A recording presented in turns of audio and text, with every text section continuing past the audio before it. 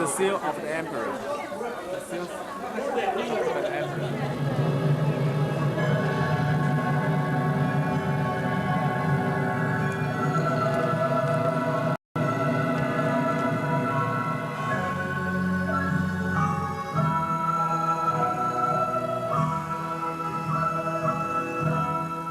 Chinese archaeologists have recently uncovered writings from the Chou dynasty by the famous philosopher Confucius that shed light on the success of the Olympic Games to be held in the Chinese capital Beijing in the year 2008 AD. They are significant and far-reaching. Confucius say, when the Olympic frame is writ and the Games begin, a quarter of the world's population living in the People's Republic of China will unite as one and host the biggest party on the face of Earth. The Beijing Olympic Committee, BOC, known as BOC, have received these previously unread writings by Confucius with enthusiasm and passed them on to the Beijing Olympic Action Plan, who submitted them to the Cultural Environment Adjustment Plan, and everyone is pleased. In fact, the world sports-loving public will attend the 29th Olympic Games in droves, and the singular charm of Beijing will be honoured.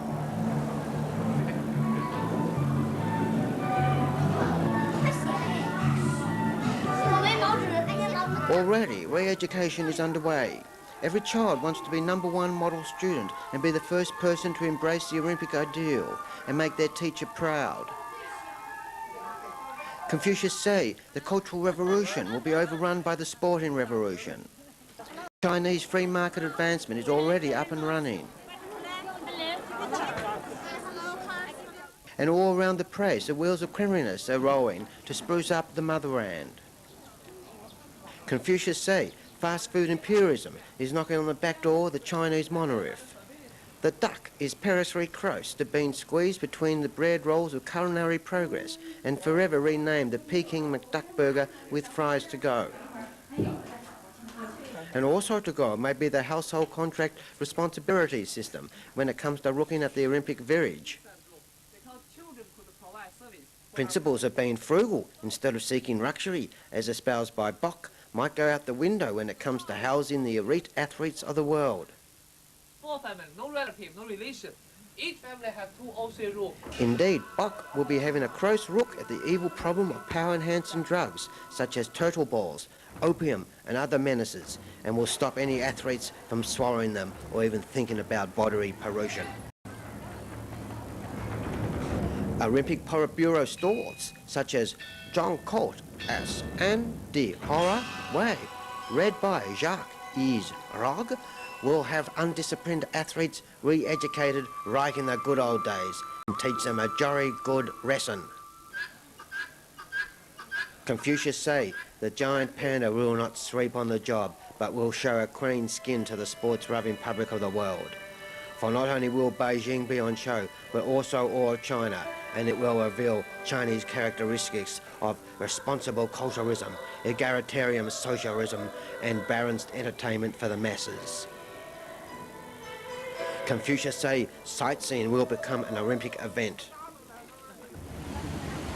China can expect millions of tourists to flood famous places such as Bejing. A pleasure cruise down the River Ri can trace the Olympic tourists back some 2,000 years to the Qin dynasty. This area, with its craggy mountain peaks and mist-flooded valleys, have enchanted artists and poets for as long as they can remember. The poet might describe the steep mountains as pinnacles and valleys of success and failure. The lake next to the beautiful summer Paris in the heart of Beijing is a perfect location for Olympic water sports. Here the views are spectacular. But turbulent memories about the gang of foursome could surface at any time, like when they sliced up their coach, Don Oh, put him in a wok stir-fried with rice noodles and fruit salad and ate him. Delicious, Madame Mao said to her political clique. So Confucius say, replace rowing with pedal boats, which is much more leisurely. Tourists flock to the famous Great Wall of China like moths to a fluorescent light bulb. Floating astronauts can see it from outer space, and as one of the 7 wonders of the world, it is glorious. Confucius say the Great Wall of China is an excellent location for the Olympic marathon. Marathon runners politely suggest it will need modernisation. Even if this would extend the marathon race to 6,000 kilometres, Bok has warmly received the suggestion. Confucius say Olympic cycling be modified to trishaw, so competing cyclists will have his coach and trainer at close hand for encouragement.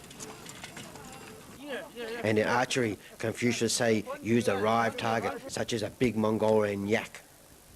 And to honour Chairman Mao, Confucius say rename the long jump the Great Leap Forward. Confucius say in 2008, 500 million Chinese women will wear gold medals as jewellery and lucky charms. However, Bok knows that hosting the Olympic Games isn't free dumplings all round. The ugly face of security may loom large. How will they make sure no one steps out of line?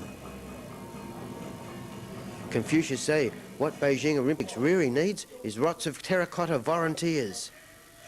Millions of terracotta volunteers are being dug up and retrained so the 2008 Olympic Games will run smoothly and security problems will be plain sailing. Bok, the Beijing Olympic Committee, are so sure that the terracotta volunteers will keep law and order that they are getting millions made as souvenirs to make everyone pleased. And Bok have other plans up their sleeves to make sure the Olympics go like clockwork. Confucius say if the sports-loving public have problems getting to the Olympic events on time, they can scurry along the tunnels of the underground city. This labyrinth of tunnels was built by Chairman Mao below Beijing, so if any scallywags try to invade China, the entire population can hide here. And if sports lovers get lost, they can buy a map at the underground souvenir shop. Confucius say after souvenir hunting is an accredited Olympic sport, the final event should be kite flying and held at the truly beautiful location, the Temple of Heaven. Like yin and yang, the concept of complementary opposites extend to everything, Olympics included. The closing ceremony will be the last chance for Beijing to show off to everyone. After that, the attention of the world will look elsewhere. Nevertheless, Confucius say, China, the longest continuous civilization, will be proud of its effort.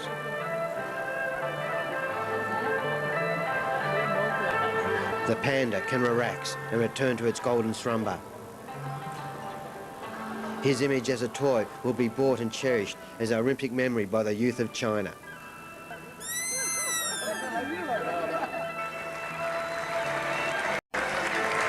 These recently uncovered writings of the philosopher Confucius have shed light on the success of the 2008 Olympic Games.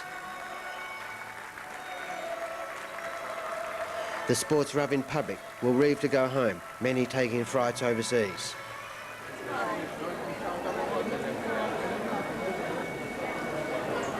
And in conclusion, Confucius say, the friendly face of China will linger like a butterfly, silhouetted against a glorious moon in a lovely garden.